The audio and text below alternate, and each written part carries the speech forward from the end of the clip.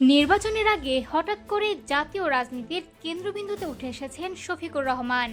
দীর্ঘদিন প্রান্তিক রাজনীতিতে থাকা এই চিকিৎসক ও জামায়াতে ইসলামীর আমির এখন প্রধানমন্ত্রী পদের অন্যতম আলোচিত প্রতিদ্বন্দ্বী।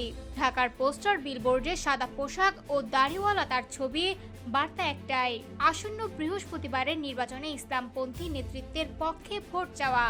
৬৭ বছর বয়সী শফিকুর রহমানের উত্থান অনেকের কাছেই বিস্ময়। একসময় মূলত দলীয় পরিসরে পরিচিত এই নেতা এখন জাতীয় মঞ্চে সরব। বিশ্লেষকদের মতে জামায়াতের নেতৃত্বাধীন জোট এবারের নির্বাচনে সাবেক মিত্র বিএনপির সঙ্গে শক্ত প্রতিদ্বন্দ্বিতা গড়ে তুলতে পারে। ২০২৪ সালের গণঅভ্যুত্থানের পর শেখ হাসিনার পতনের পর এটি দেশের প্রথম জাতীয় নির্বাচন, যা রাজনৈতিক সমীকরণকে নতুনভাবে সাজিয়েছে।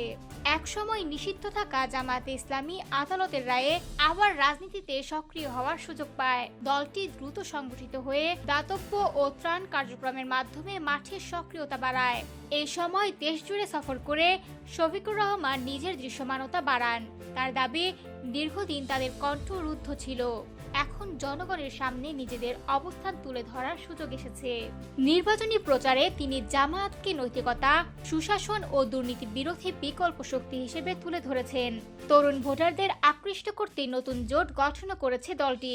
তবে নারীদের ভূমিকা নিয়ে তার কিছু বক্তব্য বিতর্কের জন্ম দিয়েছে, যা রাজনৈতিক অঙ্গনে আলোচনা সমালোচনার বিষয় হয়ে উঠেছে। সব মিলিয়ে রাজনৈতিক শূন্যতার মুহূর্তে শফিকুর রহমানের উত্থান এবারের নির্বাচনে বড় ফ্যাক্টর হয়ে উঠতে পারে। এখন দেখার বিষয়, ভোটের মাঠে এই উত্থান কতটা বাস্তব ফলাফলে রূপ নেয়।